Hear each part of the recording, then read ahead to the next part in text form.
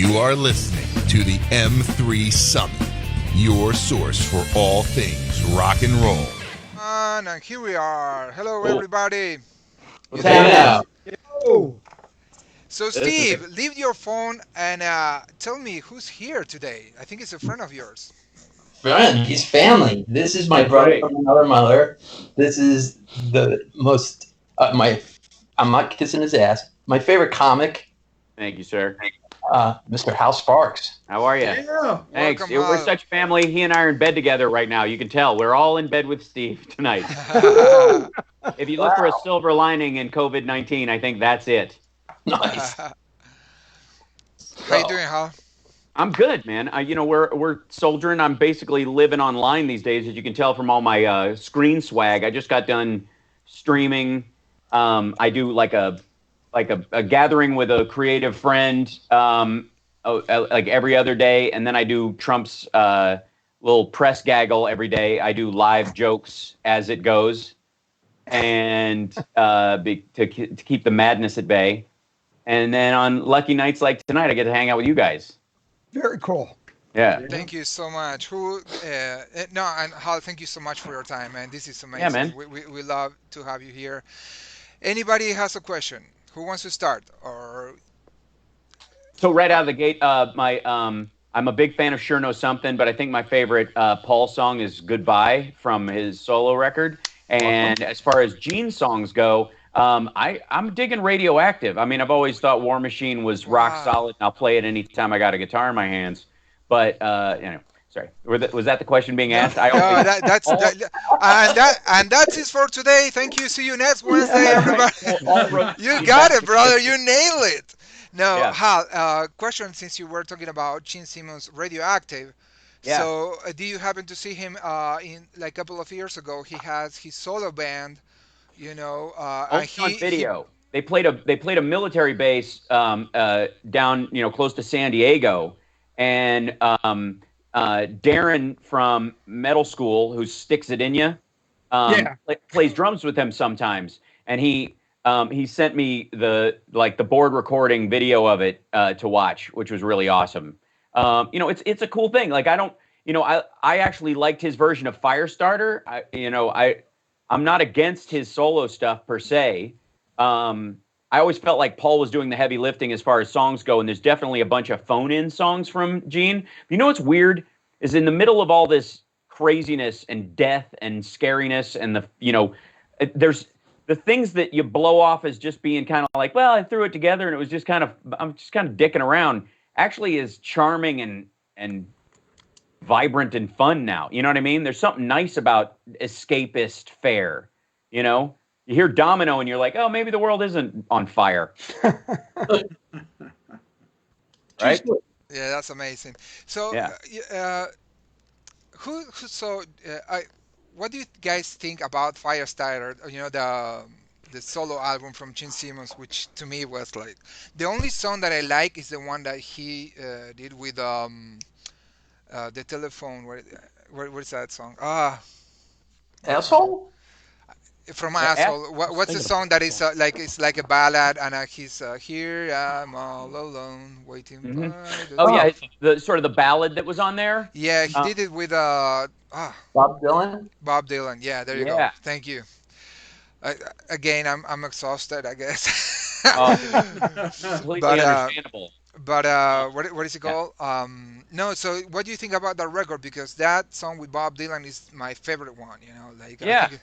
I think I- it's no. the morning light. Waiting for the morning light. I think is the song, and I Yeah. think that's a beautiful song. But then the rest, like I think it's just.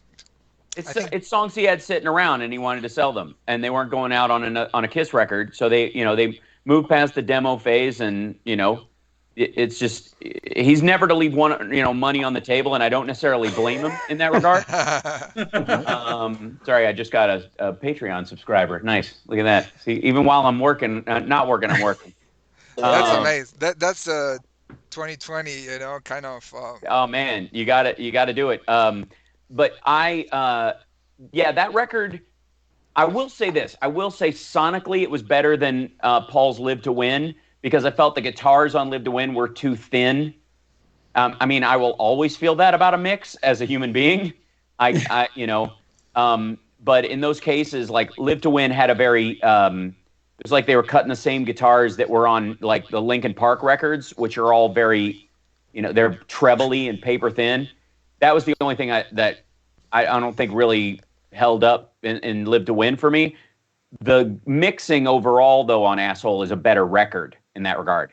It's sonically it's more sound. It's because you know what? I don't think he had any illusions it would be on the radio. So I think he mixed it how he liked to hear it. And I think sometimes Paul mixes for the radio as if radio still exists.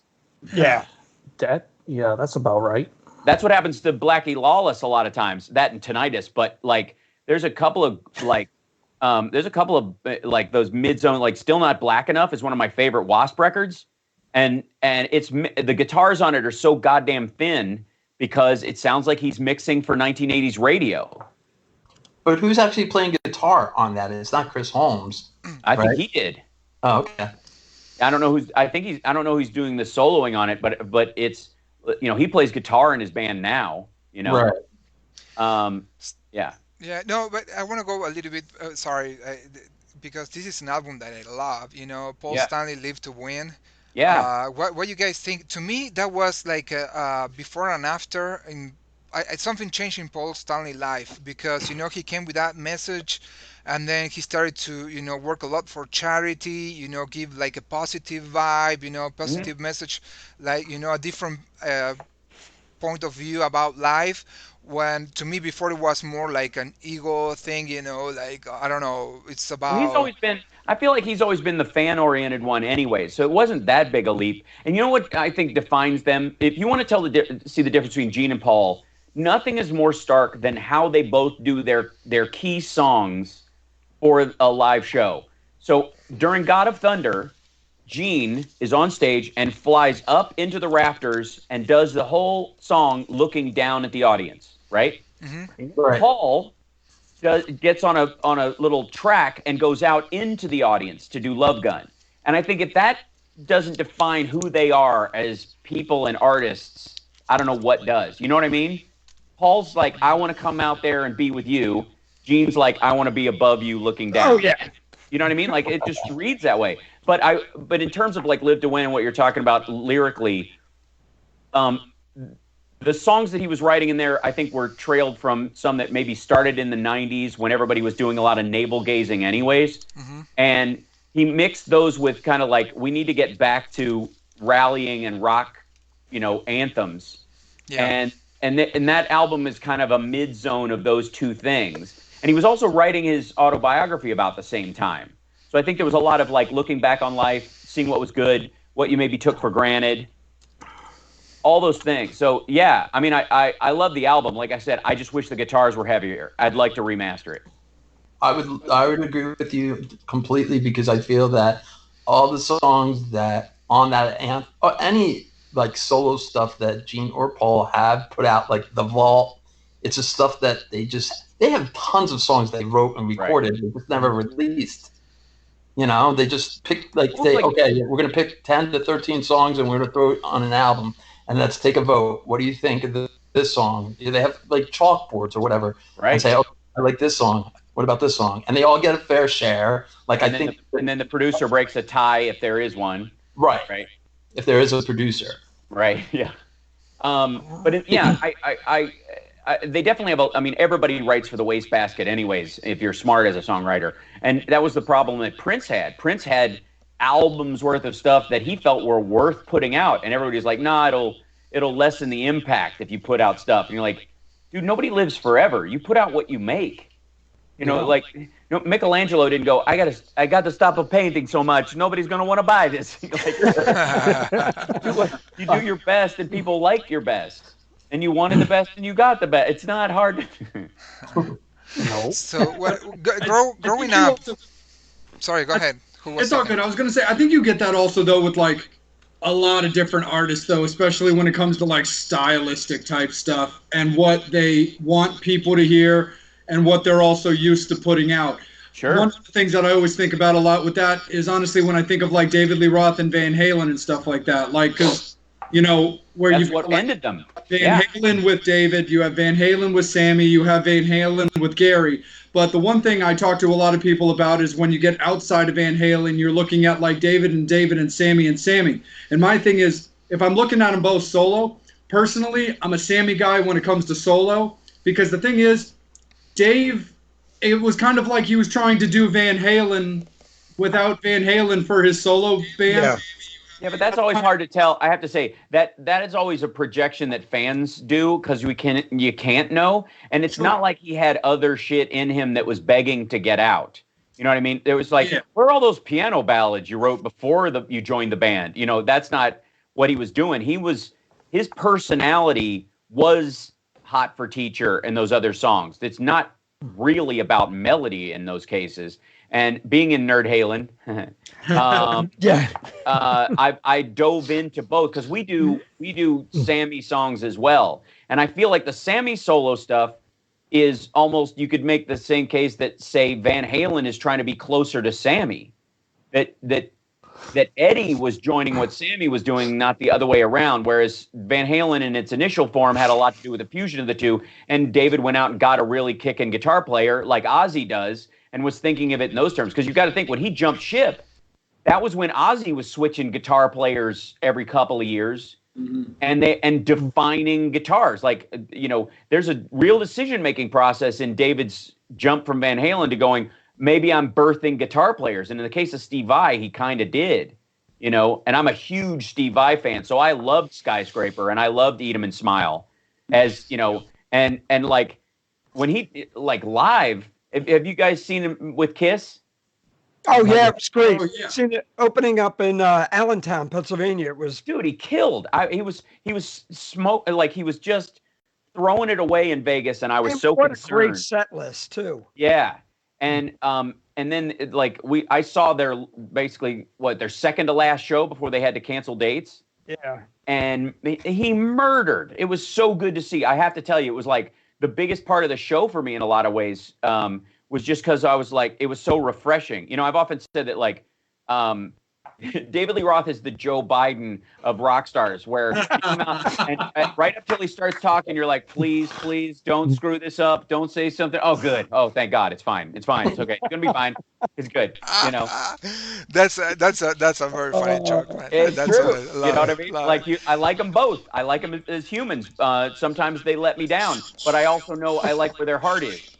And David gave me one of my best compliments I've ever gotten as a musician. Random as shit. I did this pilot for a television show, and they had me sit in with the house band, which they don't have a house band, so they stopped at this location. It was like this. It's so random. Instead of having a studio, they went from place to place, picking up the guests in a Winnebago. And then you go to the next place, and then I was the stand-up, so I did stand-up in a Winnebago and to the people sitting in it. And then we landed at this jazz bar in Beverly Hills where they had a band set up, and it was Slash, Duff, David Lee Roth, and somebody else. And they couldn't get rights for the pilot because these guys hadn't written a song together. So they decided to do a blues song that was in, public domain, essentially. And they would just jam it out. So David was singing and all this stuff. And they gave me a guitar. Like, they need a rhythm guitar player so Slash can play over something. And I was like, okay. And so I'm playing, and then they tossed me a solo, and I soloed. And afterwards, David came up and went, hey, man, you're a better guitar player than you think you are, which is, considering who he's worked with, one of the greatest things I could ever hear as a guitar player. Wow. There you go. Yeah. So but Hal, I got to say, your guitar player, Caleb, isn't, too shabby either. No, he isn't. He's dead solid. On the autism spectrum, his needle hits Eddie Van Halen. And his whole life, that's what he's been like. And I'm only partially joking. Like, he nails that because it matters to him, And that's, I love when people, because maybe it's being, growing up a Kiss fan, but I'm not afraid of people who have heroes. Oh, not a bad thing. Nope. All right. And he somebody left. Yeah. So that I just appreciate. I mean, and it's ridiculous, like how much he sounds like him sometimes. I don't know how you put it together. Like, that's crazy. And he gives guitar lessons to some people who are like, and they end up going, I don't know how he does it. It just happens. So Hal, what are you up to these days? What projects are you working?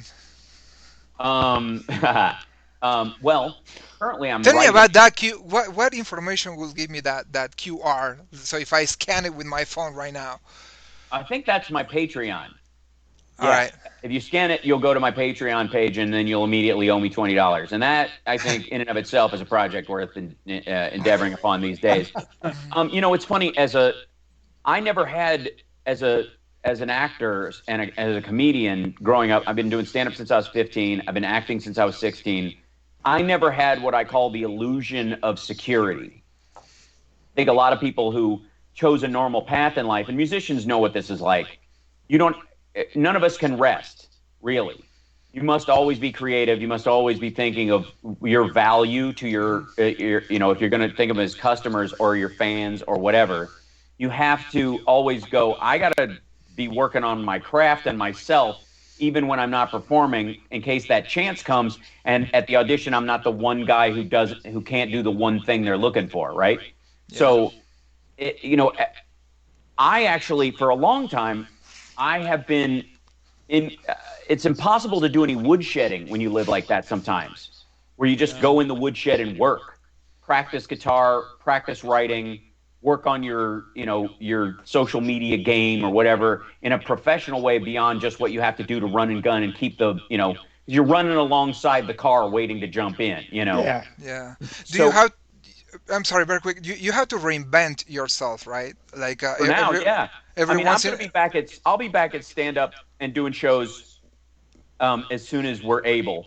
And I have a tour that was going on. The Sexy Liberal Comedy Tour was going on at the same time I'm doing my regular shows. I have a bunch of stuff that was booked in April and May that will get pushed to the later in the year. And I'll end up doing those things. And we'll get through this hump and I will go back to live shows. But there will be a lead time for both bands, comics, theatrical performers of any sort, where being in an audience sitting next to a stranger is not going to be a hell of a lot of fun for people. So unless you got hardcore fans, of which I do, thank you very much, it's going to be a little harder to dig out of that for a lot of people. And so I'm going to be doing like Flappers in Burbank is a club I do all the time in LA.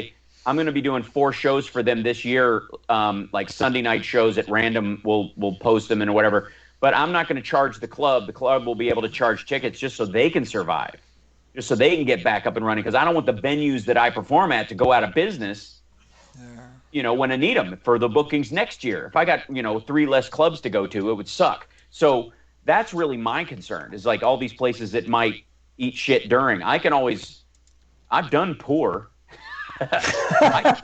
Seriously, welcome to the 90s, man. I call the 90s the Sisyphus years. Because every night I would just roll that rock up the hill, and every night it would roll back down. And once I broke through, I'm like, I never have to go back to that. I've always got fame on my side to some degree, even at the level that I've achieved it, and I figure, on my way up the mountain. There's value in that. So I'm not afraid of the struggle, but there's a lot of people who are going to be, and they're going to need entertainment. So if that's what it takes, that's what it takes. Yeah, we started to have some messages from the crowd out there. Right on. Taylor Bruns, thank you so much. Matt Porter, how are you, brother? From Philadelphia. Taylor Bruns, I went to college with her. That's my girl. Michael Coco. This is as close we get to like high school reunions anymore. Just everybody's. And Chair Gorgs says, Hal, I saw you at the VH Ultimate Jam night. You kill it. Thanks. And she says truth. I don't know, for some of your comments. So thank you, everybody, for your comments, participating. Please share. Yes, that's right. share. And go to Hal Sparks webpage. So this is patreon.com/Hal Sparks. Yeah, become a patron. You don't have to, though. I do my daily streams for everybody. I do some private stuff and hangouts for patrons, but I don't put shit behind a paywall like some sort of asshole. Okay. Like, there's just stuff, any of the more extra, like personal stuff that I will put up, behind a paywall, because it's like one-on-one and small groups. But if I'm doing a show or a stream or whatever, if I'm just I wrote the other night, I just turned on the streaming cam and just wrote music for a while without interacting with the chat at all, just to give people something to put on in the background besides the 24-hour news. You know what I mean? Yeah. We'll be back at the Jam as soon as that's possible, and I feel like we're going to be raising money for the whiskey to keep its doors open. Yeah. And all these musicians that are top ramening it at best right now. Hey, Hal, real Yeah. quick, I just got a note earlier today from Alex Kane, who's playing with Chips Enough. Oh yeah. And Alex has posted, if anybody wants to take a look, he's in dire straits right now. He's getting rid of everything. He lost all his gigs all the way up till September. Oh, no. So he can't be the only one out there. No. So anybody, Hell no. whatever anybody can do. I mean, look, he's selling gear. Whatever he needs to do to get by, whatever anybody can do. He's teaching lessons. So Yeah. if anybody sees that, share it on their page. Let them know. Look, What's his Twitter handle? it's Alex Kane. At Alex Kane? Yes. Okay, hold on. Ty Ketto just literally canceled their entire 2020. Yeah. Yes, they did. They're a bunch of good guys. Yeah. Greg Smith from Ted Nugent, and of course Danny. And Chris Green from Rubicon Cross. Yeah. Well, there's going to be a ton of that, and that'll be the thing is the arts and everybody else are going to have the hardest time recovering from this because we're not seen as essential except for sanity. And what there is, I will say this, that as much as it might be a tough time for this little bit, if guys can, I mean, if there's help to be applied for, unemployment insurance, small business loans that are forgivable or whatever, like if people have rehearsal spaces, for example, the SBA is giving out these loans that turn into grants. And as bands, one of the things you could do is if you pay rent with it or, your facility stuff, you can write, it's now grant money. You don't have to pay that part of it back. And if you pay employees, you don't have to pay that part of it back. So if any bands are holding it together and they're incorporated, which many should be, and you need to pay your musicians a little something, it might not be a lot, but you can get that loan, and then as long as it goes out the door, you don't have to pay it back. So I would say to everybody, any program that comes online at all, try and qualify for it right now. Don't wait. Don't wait 3 months and go, well, maybe if it really gets, no. Jump in, because this is just going to get worse for a while, and especially for artists, we'll be the last in line, to quote the late great. So, Sure. Yeah. Hey, Hal, real quick, I got somebody who just wants to say hi to you real fast. Tony. Hi, Al. Tony Quello. Hey, Tony, how are you? Great. How about you? I'm holding it together. I'm living like old boy, like the rest of us, just sequestered. I feel like I'm in a Jean-Claude Van Damme movie where I've just got to do push-ups until I'm acquitted for the crime I didn't commit, and then I can break out and seek my revenge.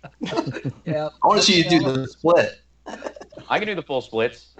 My vertical, my front splits are way better than my side splits, but that's because I got brass balls. But you understand that, Tony, more than almost anyone. I do. Yeah, I've had to have them for a long time. absolutely. I heard him clanging when you walked up. I was like, I know it's gonna be him.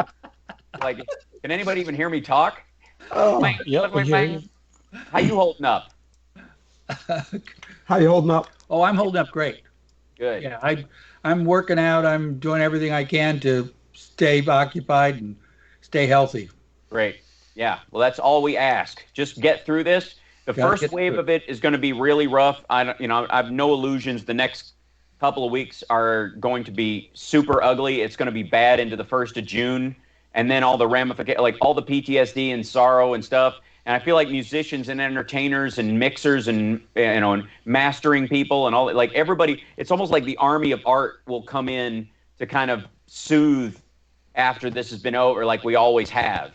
That's exactly right. Yep.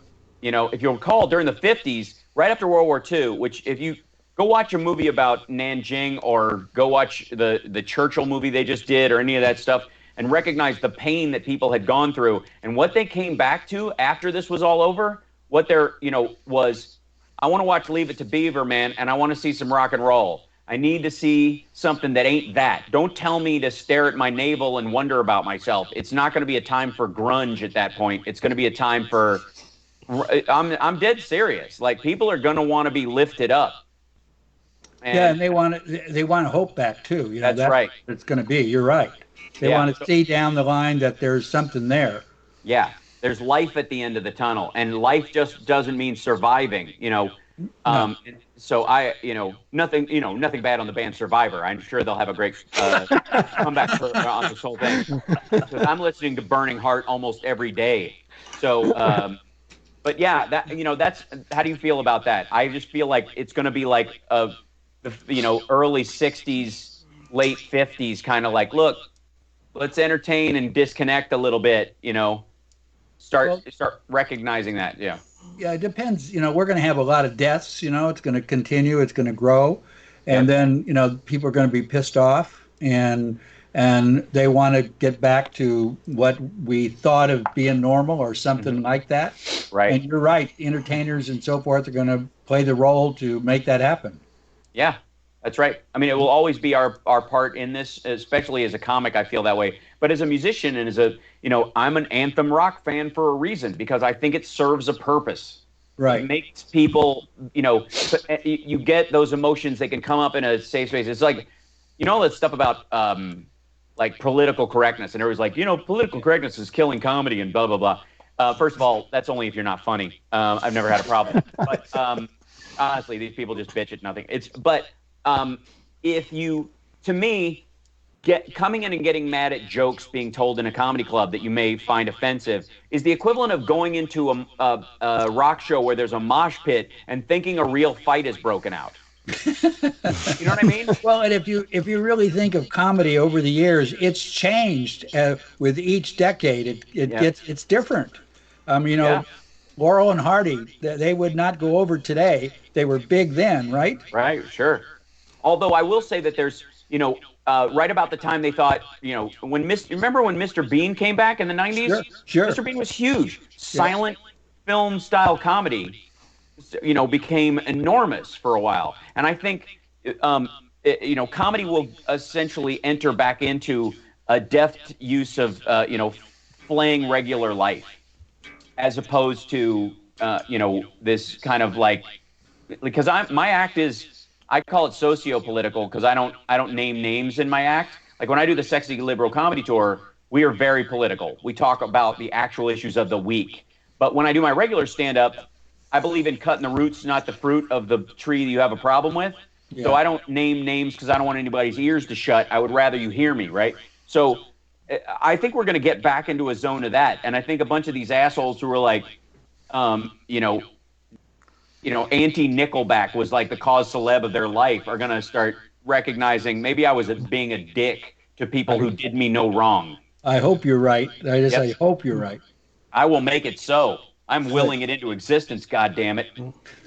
Good, I love it. That's right. Nice chatting with you. You too, absolutely. Yep. Stay healthy. Take your vitamin D. Vitamin D.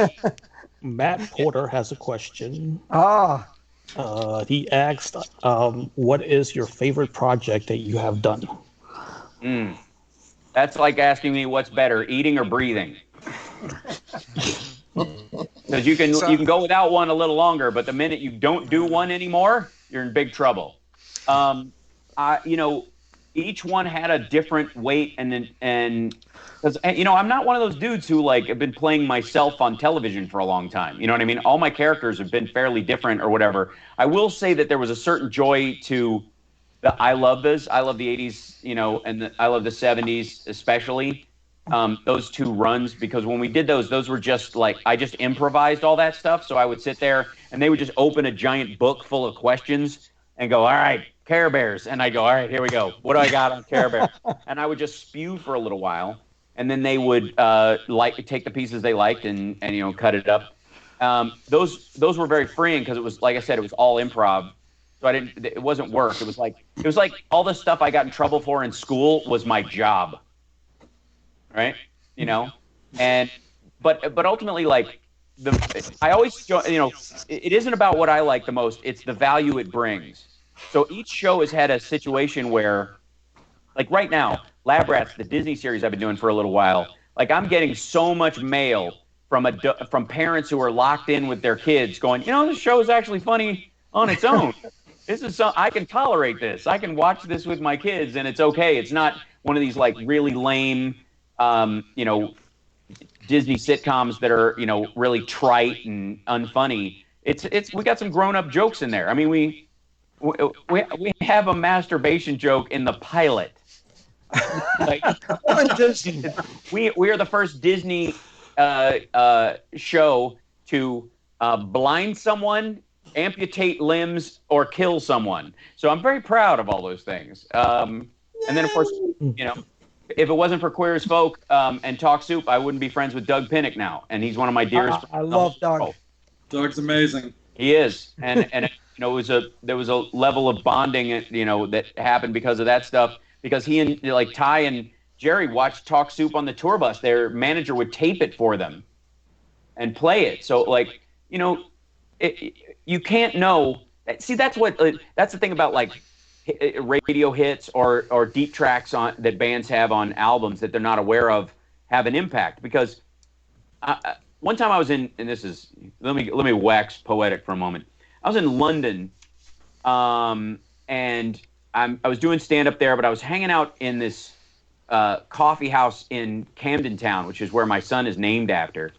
And in this coffee house, this dude comes up and he's handing out flyers that music should not cost money, that you shouldn't be able to charge money for songs on iTunes, that music should be free. And I was like, dude, come here, sit down for a second, sit down. And I was like, do you make music? And he went, no. And I said, what do you do for a living? And he goes, well, I work as a delivery guy and I do this thing. Do you do it for free? And he's like, no, of course not. I'm like, well, why would you do that to musicians? What part of this do you think doesn't require work? Like, I was amazed at this dude. And I'm like, it's harder to write a song than it is to dig a ditch in some ways, simply because if you have me dig a ditch, and you go, it's got to be 6 feet wide by 6 feet deep, and it's got to be done by 2:00 on Wednesday, you know whether or not I've done it.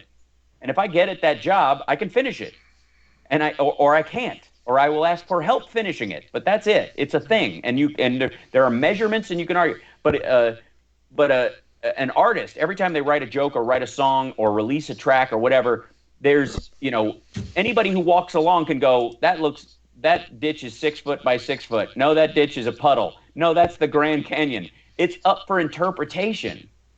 And that's an incredible space to be in that I just don't think people grasp is the scary part of creation, you know. And that's why I appreciate even bands I don't like for just finishing the shit. Like, you get points for just putting out an album, even if it sucks. Yeah. Yeah. The fact of the matter is the majority of, you know, I was talking with one of my friends recently.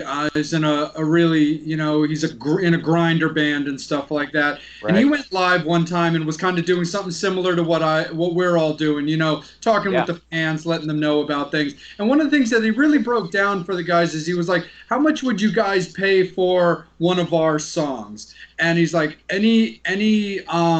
you know, anything that you say isn't going to be taken in offense by us. You know, would you pay $1? Would you pay $5? Would you pay $10? He was like, well, look, for us to make one song to be able to be released is like thousands of dollars. Yeah.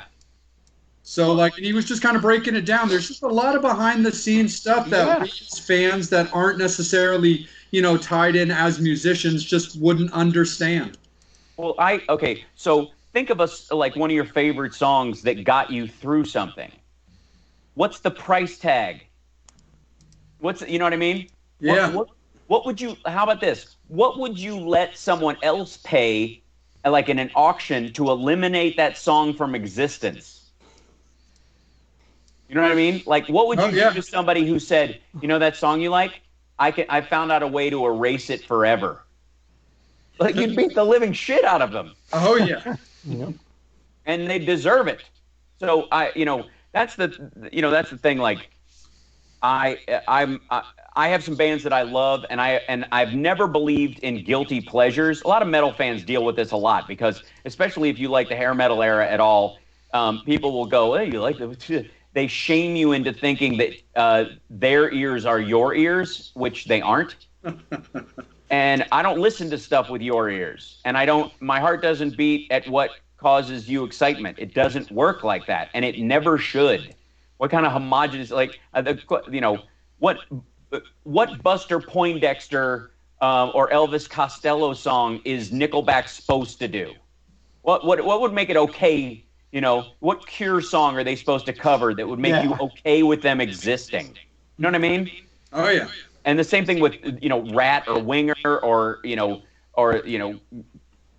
Kiss, Iron Maiden, any of those eras where they're like, that's just noise, and you're like, all right, none of your goddamn business then. Speaking of Motley Crue, For sure. Yeah. is the tour gonna happen? Do you wanna?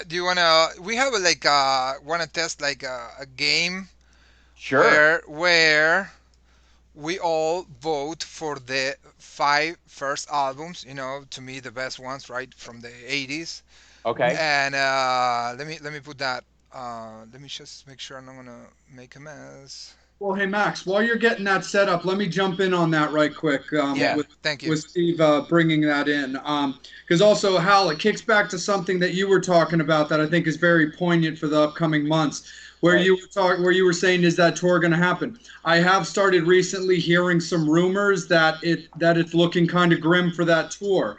Right. I'm hoping that that's not the case. But what I do think is very valuable to talk about and acknowledge, just like Hal had brought up, that's a massive amount of people in one spot every night for 4 months coming right after this. Interesting. Yeah, dude, it is. Yeah, the getting that thing up and rolling again will just be a 6-month endeavor, is all. It will happen, but then the problem is, are those dates still available? When Kiss had to knock out a couple of shows last year, some of the, they were like, yeah, we pushed our date till March, and I was lucky that I was able to go see it before they had to put a pin in it. It was one of the last ones when that happened. Yeah. But the reason they didn't go, oh, we'll move it to the next weekend or the next day or right after, we can, is because the football season starts. All kinds, these venues go away. That ain't going to start for a while. Right, yeah, that's true. So it's going to be interesting. That's the other thing. Is sports harder to get up and running again than music and stuff? Will music and concerts be the way that they bring that venue back online faster than, the Super Bowl? You know what I mean? Because that's a number of people. Bands can talk to their fans about, social distancing, even though I don't think it'll happen in that regard, or at least take care of that. But the way football season can't.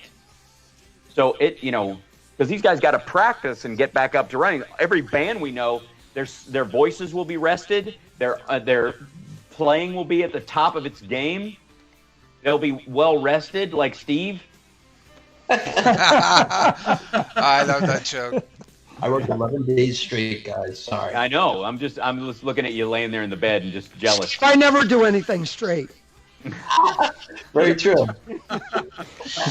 All right, guys. So let's jump into the game. So basically, this is a very old kind of style game where we picked 5 albums from Motley Crue, and everybody has to tell me the most favorite to the least favorite in that order. So right now we have them as they came out, chronologically. So Too Fast, Child of the Devil, Theater of Pain, Girls, Girls, Girls, and Dr. Feelgood. So since we have a guest, Dr. Sparks, Mr. Sparks. No, it's Colonel, actually. Colonel Sparks. There you go. Sorry about that. That's okay. Yeah, the only thing I would do in this list is and this, as much as I love Home Sweet Home as a song, is I would keep them in this order, except I would move Theater of Pain to the end. All right. Yeah, that's okay. I'm gonna take notes and then I'm gonna start moving stuff around. Yeah, as we get more. I would in this order. I would go 1, 2, 4, 5, 3. 1, 2, 4, 5, 3. Excellent. Thank you. Thank you, thank you, thank you. So, Yep. sorry. So theater would be your 5, right? Yep. Yeah, because I Alright. think it was a lot of filler, quite frankly. Yeah. There's a couple. I mean, And yeah, girls should, is your number 3. 3. Yeah. Okay. Yep. Because that's a more complete album, and I think in many ways I would say that Dr. Feelgood and Theater of Pain are kind of tied for bottom, if only because they had like 2 songs each that I liked, and then it was much more filler, to go around. They were like extended singles. I would argue that Primal Scream had as much value as any of those albums by itself, almost. Yeah. I like that song. I do too. That's what I mean. Yeah, Song yeah. by itself. Like it came out as a single and you didn't even need anything else. Like I like that song a ton. I sung it at the jam night. Right. Nice. So let me tell all the audience, the people that are watching, they can vote too in the comments, and then we will count them as valid votes. That's right. Who else? Who else wants to participate? What's the sharing link so I can put this on my social media so people don't miss my genius choices? From this show, you mean? Yeah. Facebook.com. I'm shocked we didn't put any Karabi up there. I don't, Yeah, Wait. I love that album. This is I only love the that 80s. album. I think it's just. 80s, I think we're just starting it off just simplistic because we're starting with all albums that were in the 80s. That's all. I know. So, guys, we are 6 guys here talking. So if we're gonna put all the albums, it's gonna take like 3 days. So we start with the 80s. Maybe we can do a part 2. 90s and so on. I'm for it. Awesome. It's so funny. I look at each album and I could tell like where I was, and that's like number 2. I was in my Born Again Jesus thing, and I was like hating that album because of Pentagram. Then when Theater of Pain came out, I remember I got laid. So Right. Changes the whole game. I love it. Dr. Feelgood, I remember throwing up on my ex-fiance at that tour. Nice. So, Mm-hmm. And then when I seen the first Motley Crue album, I kept going, it was that whole thing when I was discovering myself, kept going, is that a gay album? Which one? The first Crue album. No, they were doing the same thing Bruce Springsteen was doing at the same time, which was doing their own version of the Stones cover. Yeah, I was going to say, isn't that Sticky Fingers? Yeah. Yeah, Sticky Fingers with the zipper. Right. Yeah, exactly. And in answer to your question, yes. But only if you are, like everything else in life. Yeah, that album, Sticky Fingers, has Sister Morphine, man. That's a huge song for me. Mm-hmm. Anyways, so who else? Bobby, since you're next to the guest. Well, that's what I said. I'm going to go 2, 3, definitely going 5, just girls. I wasn't keen on that album because that was when Cinderella was doing that tour. And I thought Cinderella blew him off the stage then. But the first album I loved because it was so punk and hardcore. Totally. The guitars still have so much cut to them. It's great. Mick is amazing. Such an underrated guitar player. Totally. Yeah. His album's coming out soon too. Mm-hmm. Yeah, what is it called? The M something? What's his I think Doug played on that one too. Yes. Yeah. And so did the guy that sang for Steven Adler. They got Burton. Right. Which is pretty cool. All right. Angel, tell me your votes, and I need to review them with everyone later because you went like 2, 3, 4, 5, and I need to go again. Okay, I'm ready. 5. 5 is your first one. 5. Yeah, 5 is my first one. It's my first record that I've ever bought. Okay. 3. 3 is your second. 2. Wait. I love how deeply considerate you are of these things. This is like I just whipped it off, and I was like, man, put 3 at the end. You're good. I believe you're like Shatner about this.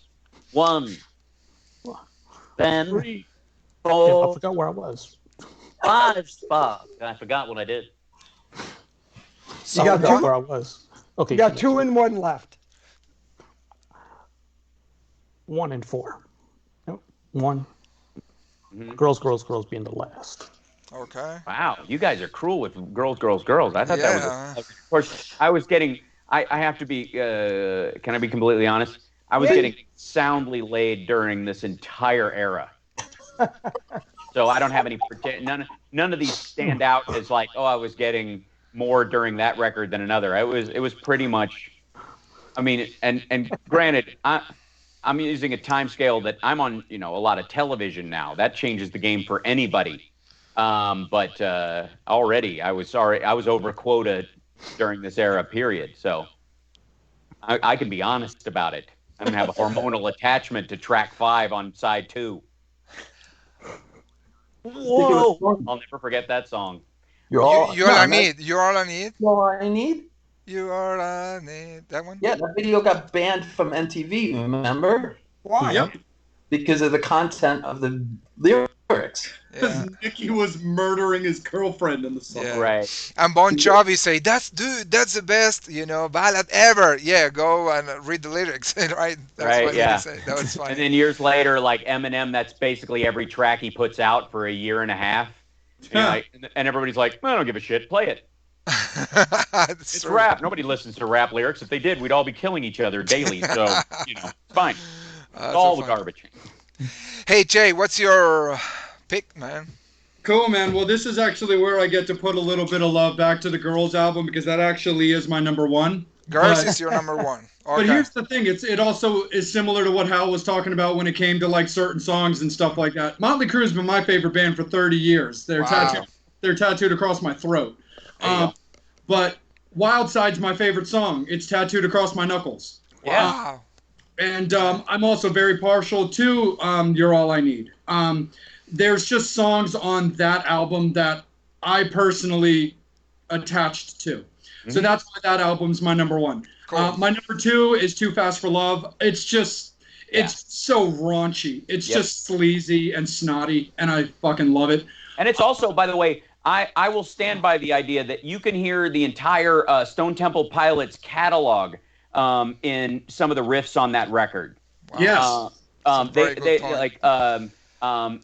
Like Too Fast for Love, the riff itself, down, down, down, down, down, down, body on a bone, down. Like you can see Scott Weiland dancing that whole. Oh like, yeah. Home. Like that sounds like it does. It sounds like somebody sped up or like the Stone Temple Pilots catalog sounds like somebody slowed down that to like 22 speed. No, definitely. But again. It's what they grew up on. It's what it inspired them. It's so clear that the DeLeo brothers like came of age in that riff. Oh, absolutely, for sure. For me, it's kind of I can go back and forth between Shout at the Devil and Dr. Feelgood. I can make catalogs for both being my number three. I like both those albums damn near from start to finish, but I give the edge to Shout at the Devil as my number three because I mean it's evil. It's just fucking great. And I mean, but again, I do love Dr. Feelgood. I got a lot of respect for the guys really knuckling down, getting clean, and really trying to put together that product when nobody's all fucked up. And the same reason that I drop fucking Theodore Payne Down to the Back is it's a filler album, and saying that about my favorite band kills me, but facts are facts, and we're all straight up dudes. Yeah. That album and possibly Motley's career, they've even said it themselves, but that album got saved by how well Home Sweet Home did, totally. And the bang that cover. And Smoking in the Boys Room. Smoking in the Boys Room. That was like a last minute song, right? That's Jay? What happened, though. Yes. Yep. You always hear, by the way, there's a reason why you always hear that story. You always hear that story with a band where they last minute they decided to do a cover that nobody liked, but they decided to do it anyways, and then it became a big hit. That's because the label came in and went, "This is garbage. We have one song." That's what happened to Quiet Riot. Quiet Riot hated every cover that they And when they do them, it was always last minute. They recorded it in a couple of days to fill out the album. Then it was a big hit. That's a label decision. That's a John Kalodner moment. All right, Steve. So real quick, Steve, just in case you didn't already plot it down, brother, I've got 4, 1, 2, 5, and 3. Mm-hmm. Perfect. We all, Gotcha. yeah, Gotcha. Steve. Okay, definitely I would have to say number one, just because I love On with the Show. And also, when they made the video for Livewire, it inspired me to like light my pants and my shoes on fire, my boots on fire, back when I was a kid. Number two, because that's the first time I actually saw them live when they were touring with Kiss. And I also saw them at the Beacon Theater in New York City, which was pretty cool. All right, Steve, I'm jealous already. You can, it's fine. We know you won. I'm jealous. Congratulations. Thank you. Sorry, repeat that again. So you have number one, Too Fast. Number one, definitely Too Fast. Number two, of course, Shout at the Devil, because it kind of reminded me of like the beginning of Iron Maiden when they did God Bless the Children of the Beast. Yeah, right. Hold on one second. I have a video that started playing in the background, and I don't know why. Right. Okay. You're welcome. Bye. Okay. Good. And then I would have to say 4, because I like the fact is for Girls, how Nicky, he dedicated the song to his grandmother. My grandmother's like my rock. She's 101. She's the one that got me into music. She's a professional musician, and she kicks ass. So that's why I picked number 4. That is the sweetest reason to like a Motley Crue song I have ever heard in my life. You're welcome. It's adorable. Oh, thank you. And then, my grandmother, by the way, loved 10 Seconds to Love, but she used to joke about it, that it was 10 seconds of love, and it was about my grandfather. I didn't know what it meant at the time, but it turned out to be a solid gag. Right.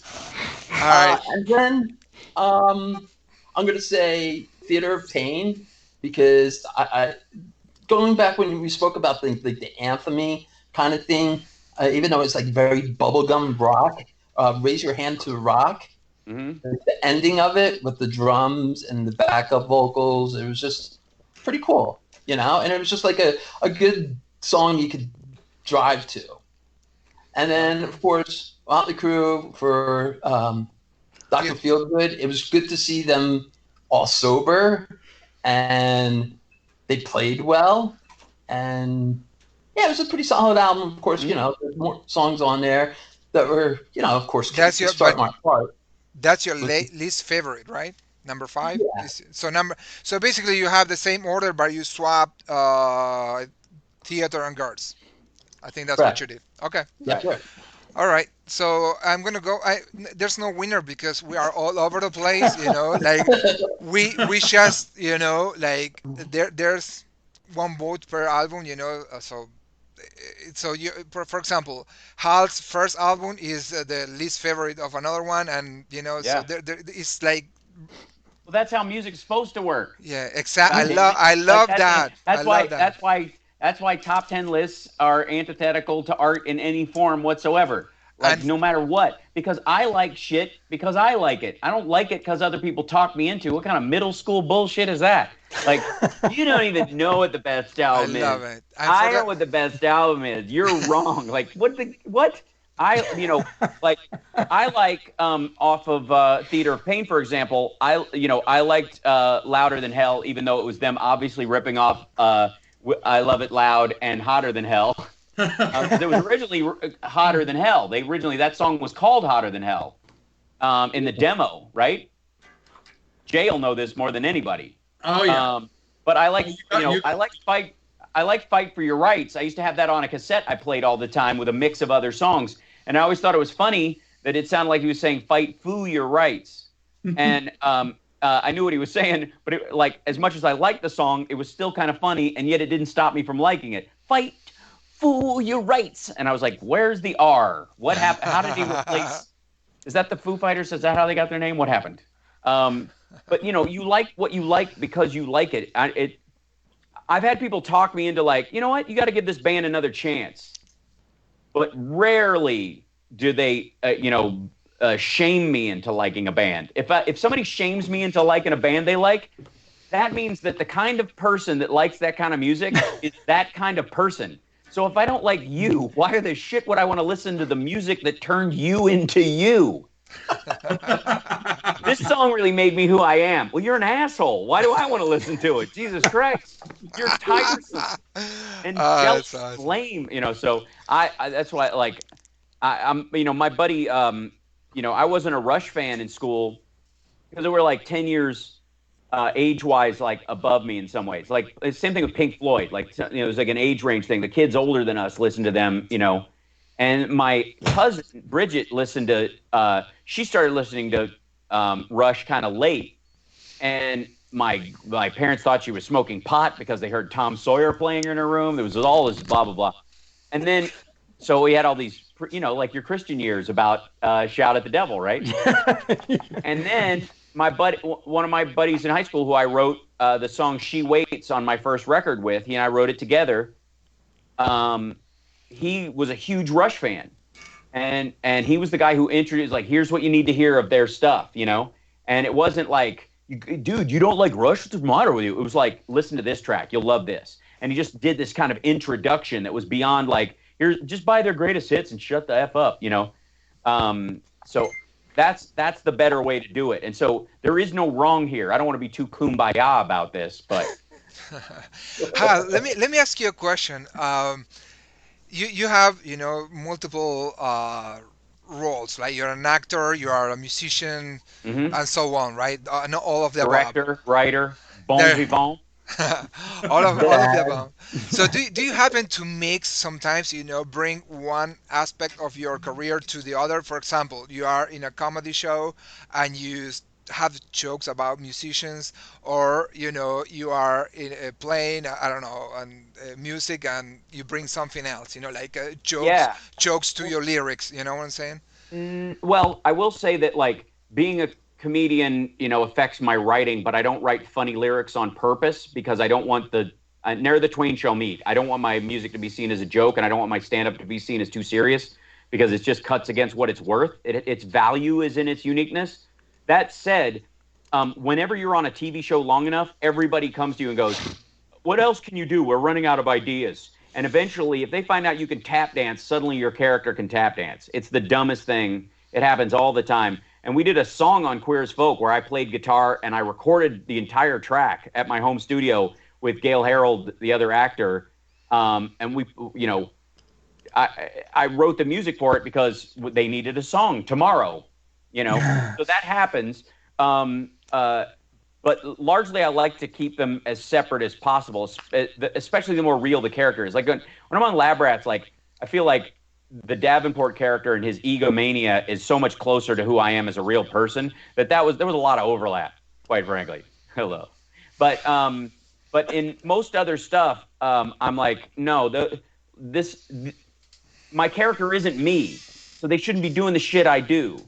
And when it comes to playing music, I want to play the rock I like, you know what I mean? And you can be charming and fun about it and theatrical. I do definitely believe in that. I've got, when we perform live with my band, we've got 4 of these geysers, these smoke geysers that we use, because I've always wanted to be in Kiss my whole life, so we bring it, So I bring that theatrical aspect, and I think that's necessary. And that probably translates to how I act insofar as I don't mind being loud. I don't mind being, like being on the edge of my character. I'm not afraid to go a little Nicolas Cage with it. And that's usually the hardest thing for most people to do. So I think that was the gift of being a Kiss fan.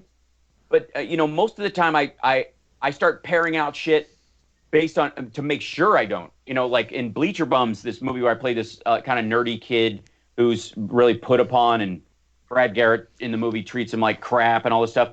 I made him left-handed just because I can throw a baseball, and at the end of it, he's got to throw a baseball poorly. And if I automatically pick up the ball, I'm not going to feel like it's weird. But if I make him left-handed, the whole movie, which I had to learn to write left-handed and all that shit. My son's left-handed, my sister's left-handed, my uncle's left-handed. It wasn't that hard. And I play guitar. But I did that so that when I threw the ball at the end, it would look awkward, no matter what I did.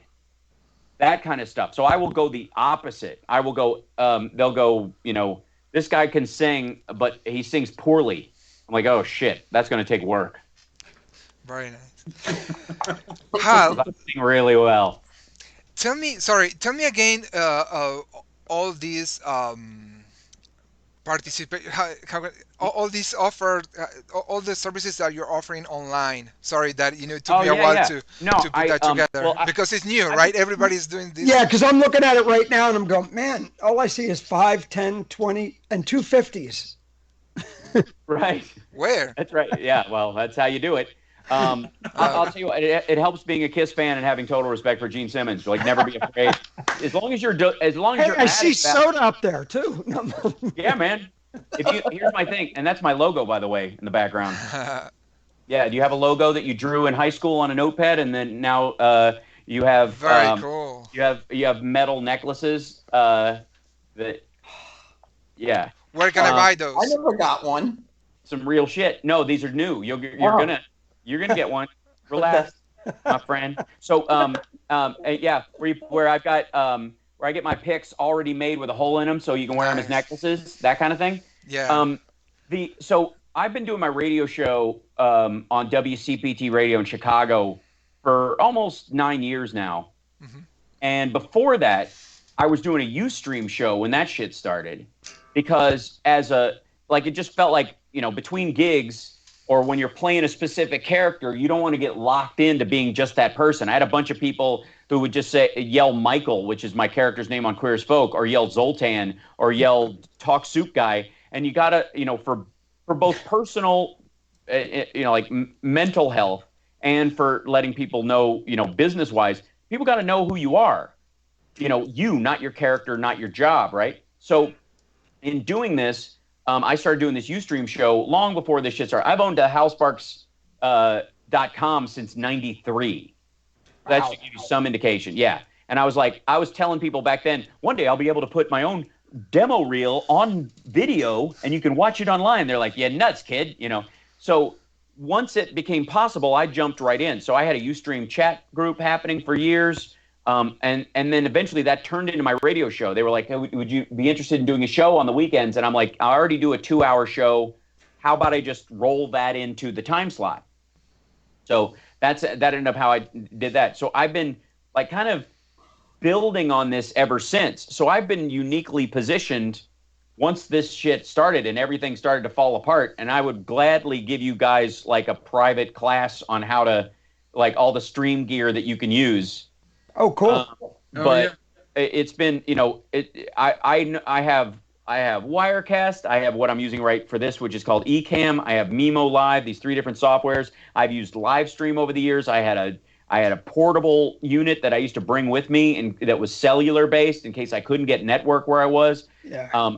I've ice skated uphill against every technical problem you can have on the internet. So whenever I see somebody on MSNBC or Fox or somebody who's during the sequestration where everybody's at home and their camera's shitty, I'm like, what are you doing in media? How do you not have a decent home? What the hell?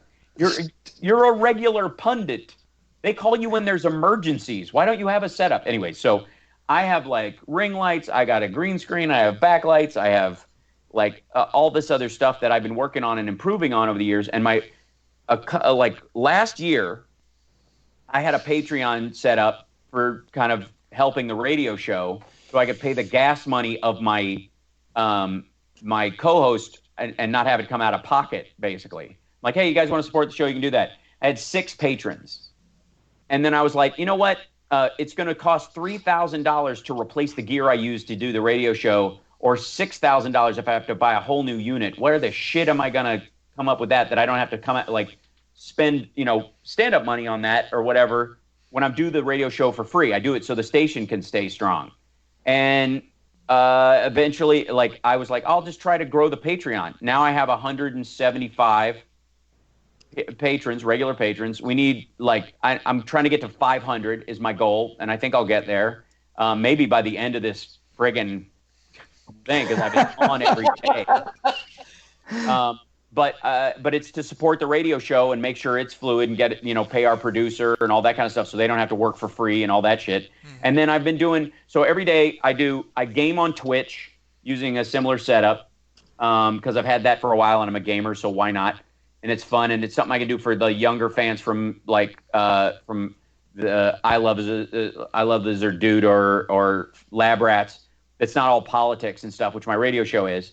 And then I've been like today I streamed with Guy Norman B, who's a director who I've worked with, who's a really good friend and a huge Kiss fan. Wore his Kiss shirt for the live stream. He directed Criminal Minds, Supernatural, a bunch of these shows. I guarantee you've seen multiple episodes of television shows that he's done. And we've been friends for a couple of years. We became friends online. It's one of the positive stories of Twitter. And then I streamed with Richard Marx. And he and I become friends, online and then in person, and then one day, hopefully in person again. So I do like 3 times a day. Basically, I'm streaming these days. I do the Trump presser because I can't fucking stand it, and I've got to shit all over it because it's garbage. And I can't hold back, and it needs to be skewered. And if you don't want to watch it, there's 100 places to watch it without somebody like me talking over it. But it's something people need, I think. So they've been coming in. That's where the biggest audience has come lately. That's growing like crazy.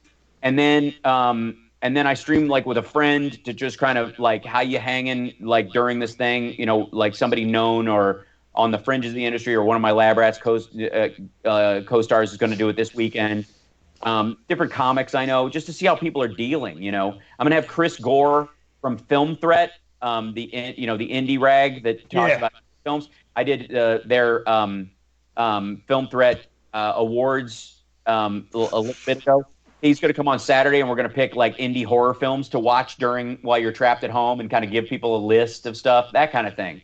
So, I do something that deals with what's going on, something that is tangential, just us all being in locked in our rooms. Mm-hmm. And then I game just to cut loose a little bit for people, you know what I mean? And then I write music. If I'm inspired to write something, I'll sit down with my guitar, and, I wrote a song the other day that's going to be a keeper. And I did it completely on camera while I was working on it. Oh, wow. Other than that, no, I got nothing. No, awesome. And we went like over an hour already, and I want to thank you so much. And guys, man, this was amazing, man. Like this was like a pro show, dude. It's almost I feel like I'm on real TV, man. I feel like I'm a real host. Yeah. Co-host. Time flies too damn fast. I know. You were on 5 minutes ago. It does. Yeah, I know. It's I will. That's what interviewers always find out with me. You will always run out of tape. Is the idea? You run out of time, you run out of tape, but you'll never reach the end. Going well. Okay, well, I guess we're moving on. And I wish you guys luck, and I'm glad you're doing this. This is a cool thing to do regularly. You should have Caleb on to talk guitar tone and stuff. He's a crazy person. It's beautiful. I'll get him on the radio. I do Itty's radio show. That's a great idea. Can I ask you one more question? Yeah. Okay. With the success of the Motley Crue movie, do you see any bands attempting to do a movie? Yeah. Well, my dream movie that I've always wanted to do is I want to do a Kiss biopic, but fully in makeup. And at the time that Kiss Meets the Phantom of the Park happens, it turns out that was actually true. And kind of like War of the Worlds, they pretended it was fake and made it into a TV show when they really did save the world. And I play all 4 of them in makeup doing impersonations of all of them. It's a goal. It's a dream. And I think it can happen. That said, like obviously Bohemian Rhapsody has, made everybody think like everybody deserves one. And Rocket Man was basically the failed musical they were going to do. And they just turned it into a movie instead of doing it on Broadway. Let's just film it, which is effectively what they did. Yeah. Absolutely. I mean, I don't know. There's only a few bands that they'll be able to pull that off. And a lot of the bands are living and hanging longer. So like the Rolling Stones would definitely warrant one. But I think at some point they're going to live long enough to have like gene therapy to go back to their young selves and play themselves in the beginning. I've got a great idea, fellas. How about this? we play ourselves all old and craggy, and then we go and get in the bioengineer tank, and then we'll all go back and we'll play us in the beginning of the movie like we're young. What do you think? Yeah, for it, right? For it. Keith Richards, one who'll still be alive by the time that happens. Totally. Keith's going to outlive us all. So he's probably going to be. He should be president during coronavirus because he's like just smoke it up, man. Like, he's got the vaccine. My lung cancer has become a pet, and coronavirus tried to go down my throat, right? And my cancer punched it in the fucking face. We're on good terms. Yeah, I mean, there are a bunch of bands I would obviously love to see. I think, but the question is, it's these bands that like have personality, though. You know what I mean? I'm not going to want to see a Pearl Jam movie. Ramones one would be great. A Ramones one? Oh, be amazing, dude. Yeah, it'd be like a sequel to Slapshot. What's the fucking song? Yeah. Going back to Kiss, there's a movie now that is coming. I don't know when. The biopic of Bill Aucoin, right? Neil Bogart from Casablanca. Yeah. So I know that there was some chapter there about the Kiss part. So we'll see. That was the moment I barged in on Gene Simmons' fucking Cher. Right. Yeah. That's what you see. That whole scene is just he walks into a broom closet and there's just like bat wings and like hair, and you just hear and that's it. Did you like it? Son. And yeah. So the short scene really makes the movie. I don't think it will do as well though, because I think it sounds like a TV movie, and I think there will. They made that weird movie about like the Indian kid who likes Bruce Springsteen, which I don't like. It's super weird, but it was almost like in lieu of a Bruce Springsteen movie. Like they couldn't talk Bruce into letting them do a biopic, and a lot of them won't happen till they're dead. Quite frankly, that's what it is. And a lot of them, we're not going to want to see them right after they die because what a dick move. The nice thing is Nicky had the decency to die while he was still alive and then come back. So they get around it on a technicality. There are a bunch of bands I would line up to see. I would actually watch a Genesis movie, the transition between them and Peter Gabriel. That would be a weird, spooky movie. The soundtrack alone would just sound like a horror movie. What about Phil Collins? The Dirt movie came out. I remember an interview with Joe Elliott where they brought up the VH1 Def Leppard movie, and he went to town on how much he hated that fucking thing. Oh yeah, right. Well, basically, Vivid could make a Def Leppard movie that just all takes place in the pit underneath the round stage. Oh yeah, Pyromania tour. Yeah, you just hear the tail of one song in the beginning of a drum solo, and then it's just a bunch of fucking, and then everybody goes back to playing.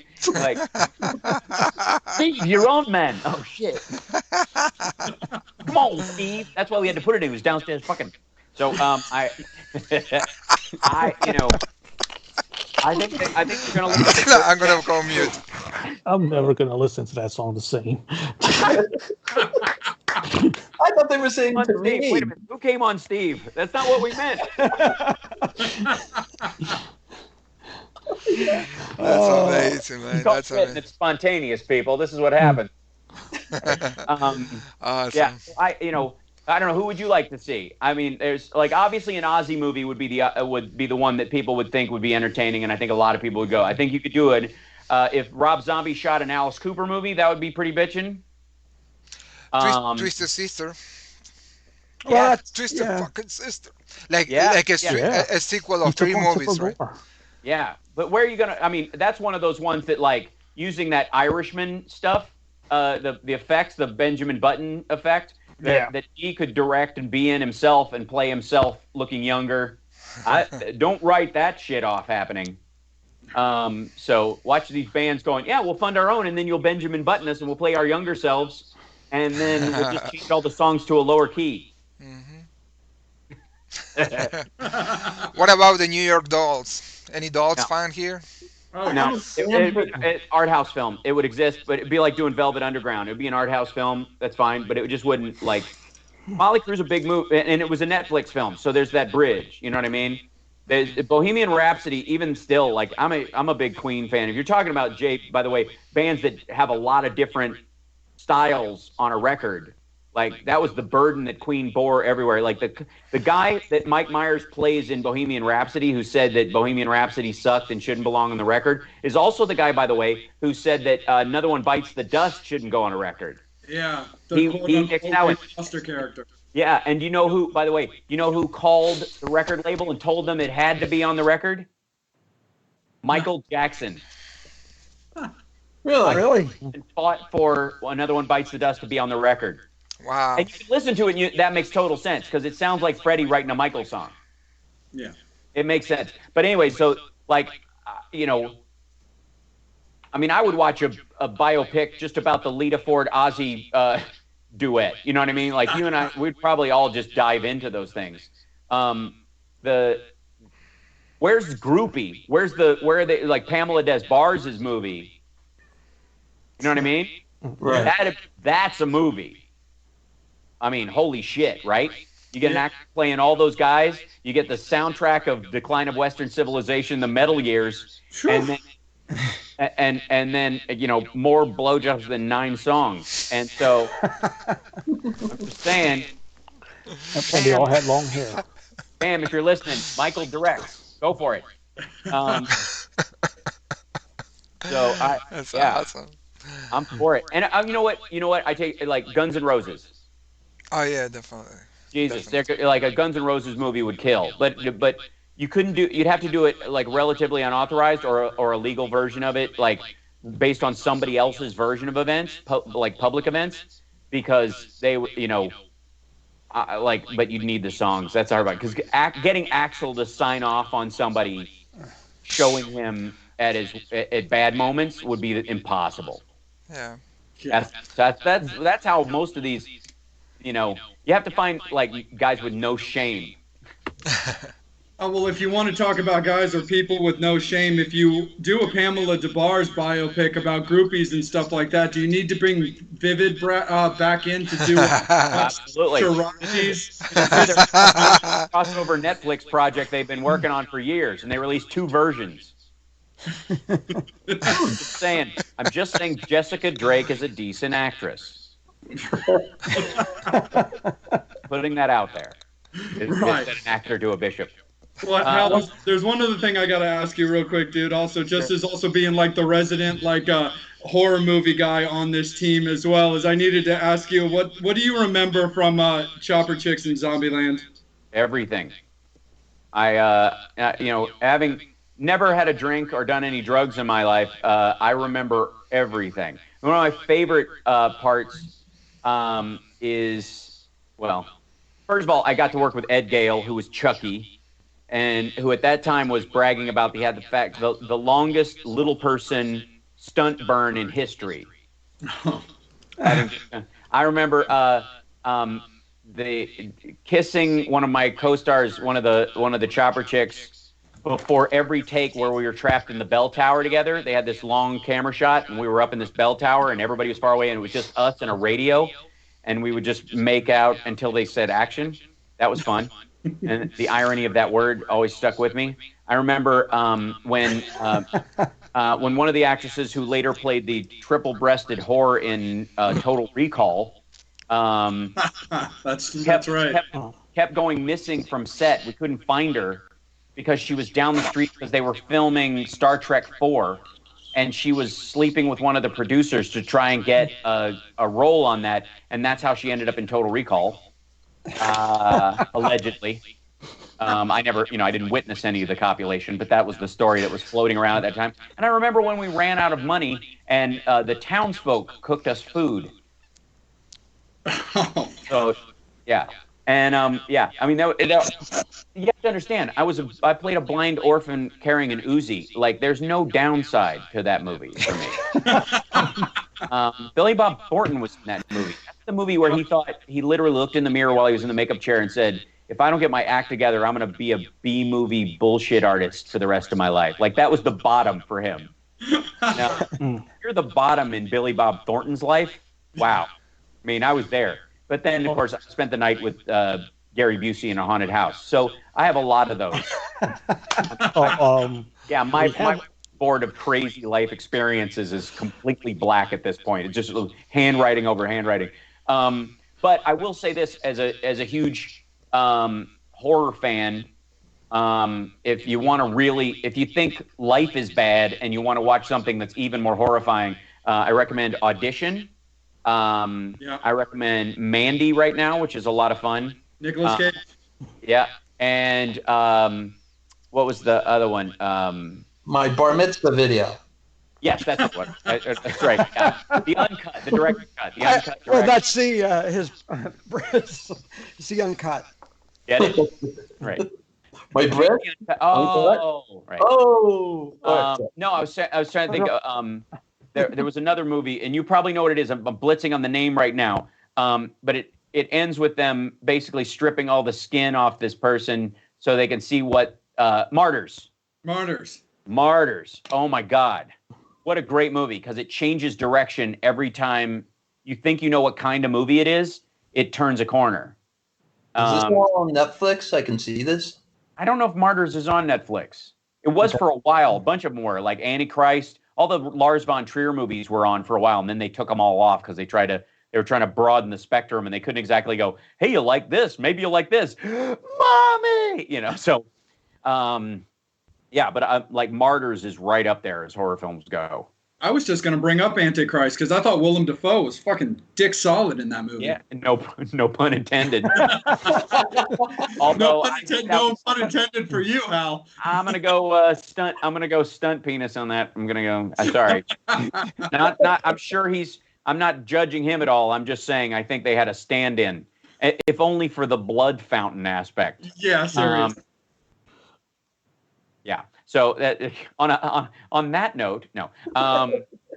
Yeah, those will. You're like I thought life was bad. I just started watching The Crazies last night, and then right in the first like 10 minutes, right after stuff started getting really weird, the internet went out in our town, and it was like, oh my God, it's happening.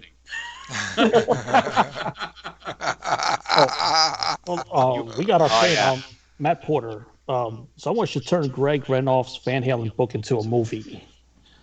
Yeah, I think a Van Halen, especially early years Van Halen story, would be amazing. No question. People would watch that, especially like, I think they would love me as David. Do you think he would approve? Oh, I know he would. You do me justice, man. All right. Wabi-sabi. Right. So, that's right. I know that at least Hal can do the jiu-jitsu, right? So, yeah. Can you do the splits? Yep, I can. I can do the full splits, and I can do double broadsword. So, I mean, honestly, who else? Dax Shepard, get out of here. I'll teach you Hebrew because he's a Jew. We're bringing in Rami Malek to play everyone. Would you do your own splits? Would you use like a stunt double? No, I would do my own splits. Especially in the scene where they lowered the ceiling thing, and he jumped out of the stage, and nobody had told him that they'd done it, and he smashed his face and broke his nose. And had to do it. Well, it was on Kimmel, right? No, he hit himself with a sword on Kimmel. The nose breaking thing was back in was 81. Oh, okay, because he did it again too. Didn't he get hurt? Yeah, he hit himself, but this was like horrible. He jumped up into the ceiling. Ouch. Yeah, because they had this hole. He jumped out and he would do the splits, and they're doing this Italian TV show, and then they lowered the part of the stage with the disco ball on it to reveal him, but they didn't tell them it had gone, and he was looking down, and he just stood up and jumped straight up to try and get the kick out, and just yeah, it was gnarly. There's some great pictures of him with a busted nose from that period. I've become an accidental expert. All right. Here's what I think would be good, and this is interesting.